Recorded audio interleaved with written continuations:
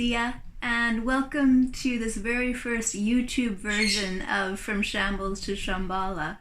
This show started out back in November 2019, and it feels worlds away from today, April 19th, 2020. So much has happened since then. And although Peter and I aren't really able to commit to having an hour-long show every week, as we did on Awake TV, it still feels really important to stay in touch and to continue offering energy forecasts and navigational tools to help us move through these shifting times. And we just felt it was really important to try and put something out for April 20th, 2020, because we're on the cusp, moving from Aries into Taurus, from the element of fire into Earth, and then Earth Day is coming up on the 22nd of April. So it just felt really good to put out an offering leading us into Earth Day on the 22nd and into Taurus, and also into the 27th Gene Key. For those of you who are interested in the Gene Keys, the 27th is really all about nourishment, and that starts with self-nourishment. And when we are able to fill up our own cup and take really good care of ourselves, that's when we can really move into the gift of altruism and the city of selflessness and selfless service, which these times are truly, truly calling for. And I'm going to talk a little bit more about that later. But first, why don't we just check in with Peter to see what the heck's going on right now. And I'll turn us over to him. Hi everyone, Peter here, and Zia and I felt this was a great opportunity to give you an update on what's happening in these incredibly interesting and at the same time challenging times that we find ourselves in. And I'm in this beautiful setting down at the pond on my property and listening to the birds singing and the stillness in the air. It's just gorgeous. What I wanted to do is just give you a little bit of background about the whole of this year and to really get an understanding of what is taking place in the world around us. And many of you will be aware of some of the interesting aspects that I'm going to mention, but there's a bigger picture at play here. So I'm just going to give you a quick overview of the interactions taking place between the planets Jupiter, Saturn and Pluto. And most of you will be aware of that Saturn-Pluto conjunction that took place back on January the 12th. You may not have known that that conjunction took place in the 61st Gene Key. And this 61st Gene Key is playing a significant role throughout this year, with the Gene Key next to it in the process, which is the 60th Gene Key, both of them being in Capricorn, although the 60th Gene Key crosses over into the first couple of degrees of Aquarius. So back in January, that Pluto-Saturn conjunction, the 61st Gene Key, was all about the transformation of the old structures, the beginning of the shift, and it was the return to balance between the sacred masculine and the sacred feminine. And at that point, Jupiter was already in Capricorn, but it was in the 54th Gene Key just before the 60th. And this is about the quantum leap into the future, into our future selves. It's a complete shift and change. And so that influence of Jupiter, which expands everything that it touches, was expanding this transformation from the abuse of power into this balanced sacred feminine and masculine. And then the second major conjunction took place recently on April the 4th with a Jupiter-Pluto conjunction. So now Jupiter was expanding the transformation, and there was a massive million-person meditation, global meditation that took place right on the precise moment of that Jupiter-Pluto conjunction, adding to the shift taking place during the course of this year. Now, what you may not know is over the course of the summer, Jupiter, Pluto and Saturn are all going to go into retrograde motion at different times. So these conjunctions are going to reoccur as these planets move backwards and forwards in this dance through the 60th and the 61st Gene Key throughout the summer. The 61st Gene Key, the shadow is psychosis. So this is all about the lack of true truth that has been taking place on the planet for a long time. So what we're being called to do with all this information that's coming out and all the different stories and all the truths and all the lies and all that stuff, that what we've got to do is to find our own inner truth. And in the 61st gene key in human design occurs right in the crown chakra. So this is all about the mental understanding of what's going on, which of course we eventually realize we just don't know the whole story. So we focus on our inner truth. And then the 60th gene key is down in the base chakra. So this is about grounding our own inner truth into form. And it's interesting that the final conjunction of this year takes place right on the winter solstice between Jupiter and Saturn, and it's at 0 degrees Aquarius. So you could look at the culmination of this year as being a stepping into the Aquarian age. Now the Aquarian age is a 2,000 year period, so the shift from Pisces to Aquarius doesn't happen in an instant. It takes a bit of time. But there are these entry points, I believe, where we can really connect deeply into what Aquarius stands for, which is our absolute and total freedom.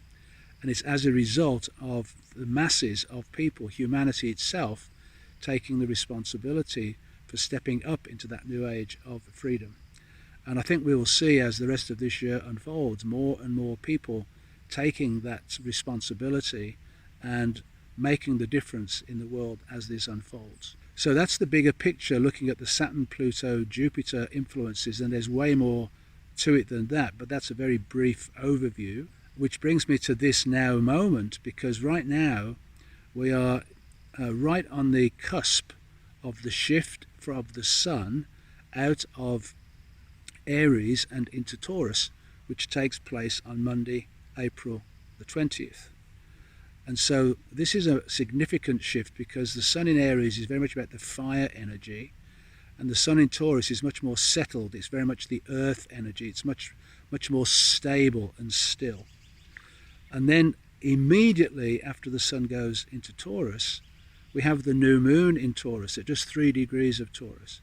And that takes place on Wednesday, April 22nd, which is also Earth Day. So what we're being called to do right now is to take a break from all the mental stuff, because the Jupiter is actually stepping into the 60th gene key during this same time from the 61st. So it's about grounding this energy down deep into the body. And the new moon in Taurus is about setting a new intention, and it's about Mother Earth. So what we're wanting to do is to set a new intention, both individually and collectively, to fully honor Mother Earth and make a deep and profound connection with her. And if you can get outside, if you're able to do so, to actually go and, if you can, lie down on her belly or sit next to some water, or just be still in the forest, in the trees, and really feel this deep appreciation for her. Since we've all been in lockdown and in isolation, Mother Earth has made a remarkable recovery from all of the abuse that she suffered at humanity's hands. So we can already see that Mother Earth is going to recover much quicker than we thought she was, so long as we continue to maintain this beautiful connection with her and work with her in consciousness. We are going through this quantum leap into a new energy field, and she is leading the way. She's guiding us. The 60th Siddhi of Justice, Richard talks about the Earthship Merkaba and the cracking of the vessel. So Mother Earth herself is cracking open to reveal a higher frequency of her own existence. And we're seeing that happen through the Schumann resonance. So it's very important for us to get right down into Mother Earth, to honor her, to serve her, to be in awe of her wonder and beauty and nature, and for us to get deeply grounded in our bodies, because all of the stuff that's been going on in the media and around us tends to take us into this frenzy of mental activity, and all the input, even the spiritual input, has been excessive. And so we are being invited to slow down, to rest and recover, go within. The deeper we can go within, the easier this gets. And to soften the edges of our being and just to melt and dissolve into Mother Earth herself. So I hope you get the opportunity during the next few days to do that in the first few degrees of Taurus. Very soon we will come into a conjunction between the Sun and Uranus in Taurus, and Uranus is deeply inviting us to set ourselves free through our own physical bodies in Taurus. So let's take this opportunity to go deep within and set ourselves free from any limitations that have been placed upon us. So I hope you find this a useful little introduction to what's taking place on the planet over the course of this year globally, and also how we can manage the situation over the next couple of weeks through this time when the Sun is moving through Taurus and setting this new intention for the way in which we are going to collaborate and cooperate with Mother Earth herself.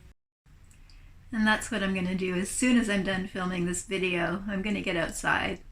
But first, I'd like to guide us through a little process leading us into Earth Day on Wednesday, and just talking about the nourishment of the 27th gene key and the nourishment that we're actually being asked to provide for ourselves right now with all of this going on around us in the world. And something that's really occurred to me with the fear that has been circulating over the virus and all of that, is that what is happening is there's also this fear of us and our breath, breathing our germs onto someone else, and wearing the mask and all of that. I just feel it's really important for us to remember at this time how powerful our breath is, especially when we combine it with our intention.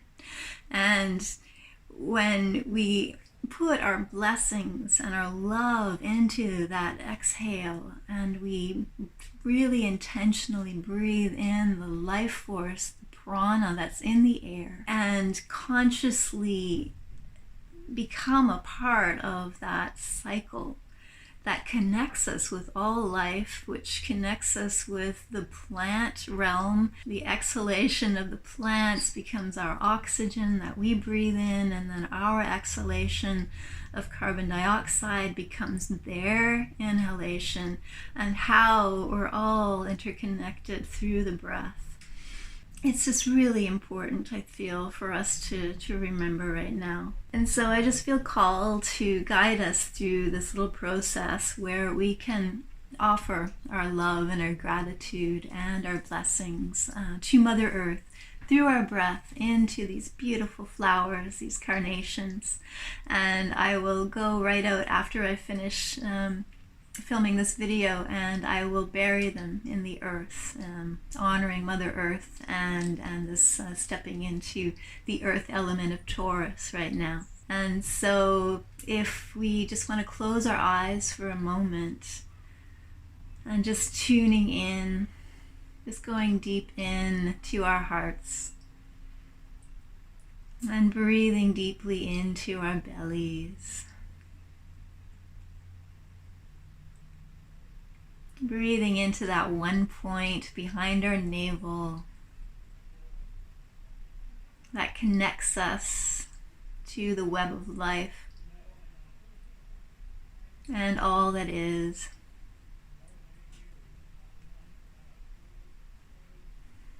And just reaching deep inside ourselves for that, the purest essence of who we are.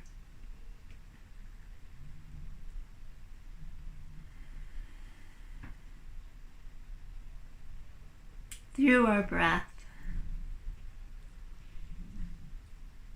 And when we have it, just bringing it out through our exhale, blowing our blessings, our love, our gratitude, that purest essence into these beautiful carnations, to Mother Earth. Oh, Pachamama, we thank you so much for all that you share with us every day and the nourishment of all your elements. And we just want you to know that we are with you in this moment. We support you 100%. I'm so grateful to you, and we're so grateful to be alive in this moment where anything is possible. We thank you. We thank you for being a part of this today.